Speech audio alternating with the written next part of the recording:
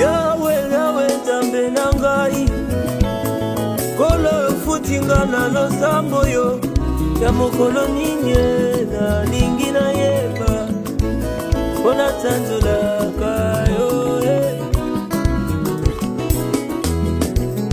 losambo efutaka yaya losambo epolaka te o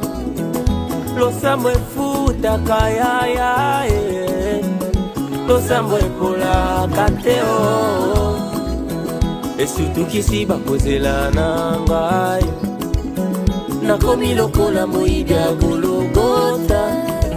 naozela mikolo Nzambe asalela ngai zokeza makambo lelo kondima na ngai etutani na bikamwa lelo natondi okolo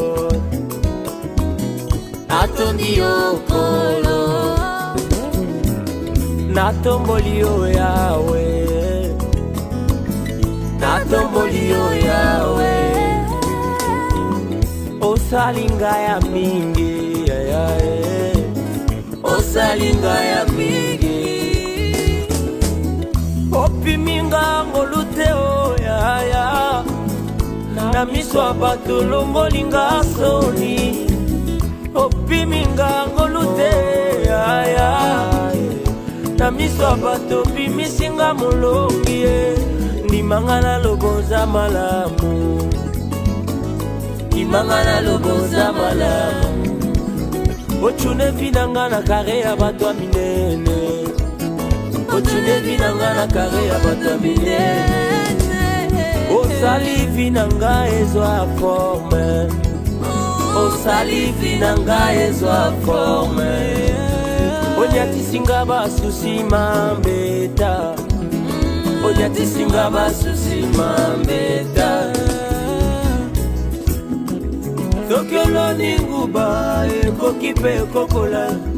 kasi losambo ekolaka te o losambo ememaka moto mosika losambo echangeaka badone losambo esindikaka Nzambe asalela moto bolamu losambo epolaka te o aye losambo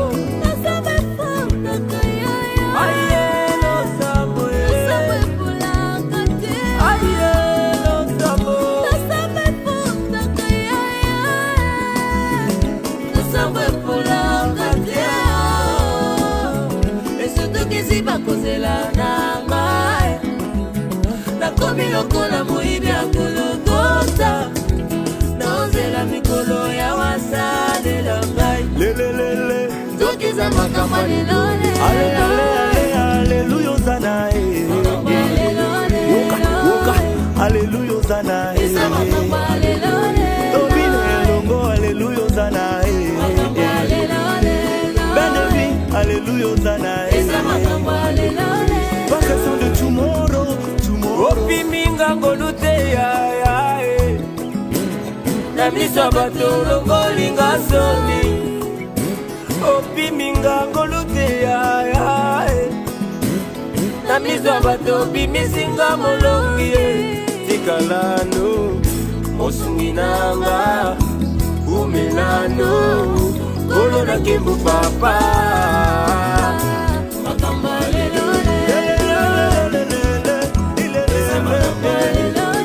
question de tomorrow, okay, hallelujah,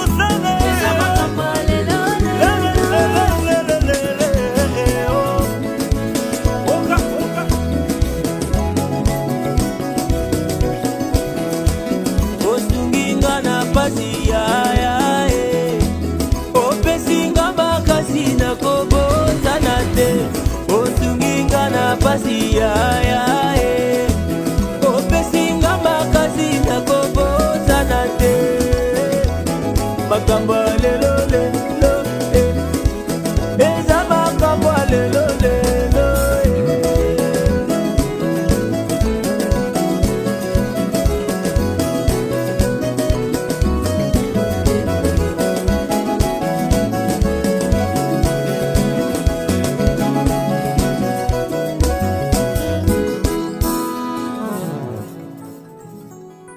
Thank you.